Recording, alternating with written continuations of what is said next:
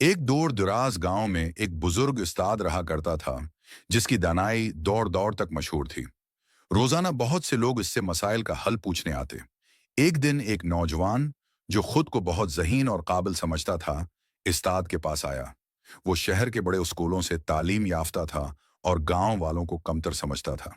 नौजवान ने कहा, आए उस्ताद, मैंने फलसफा, मंतिक और साइंस की तालीम हासिल की है। मैं आपसे सीखने नहीं, आपको अपनी मालूमात से मुतासिर करने आया हूं। गए।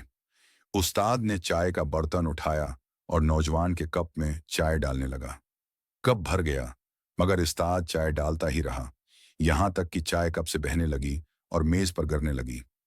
नौजवान घबरा कर बोला, उस्ताद जी, कप भर चुका है, मजीद चाय डालना बेकार है। उस्ताद ने नरमी से जवाब दिया, बेटा, तुम्हारा दिमाग भी उस भरे कप की मानंद है। जब तक उसे खाली नहीं करोगे, नई बात सीख नहीं पाओगे। नौजवान खामोश हो गया। वो समझ चुका था कि वो सीखने नहीं आया था, बल्कि दिखावा करने आया था।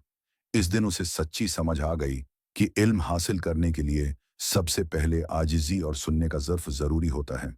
उसके बाद नौजवान रोज़ उस्ताद के पास आता, खामोशी से बैठता, सवाल करता, गौर से सुनता और फिर सोचता। आहिस्ता आहिस्ता उसकी खुद पसंदी ख़त्म होने लगी और उसकी आंखें खुलने लगीं।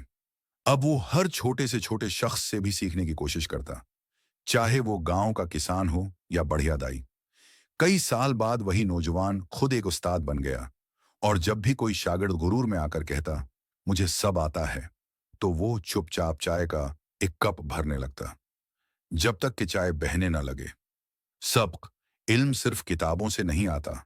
सीखने के लिए दिल व दिमाग को खाली करना, आजिज़ी अख्तियार करना और सुनने का ज़र्फ पैदा करना ज़रूरी है।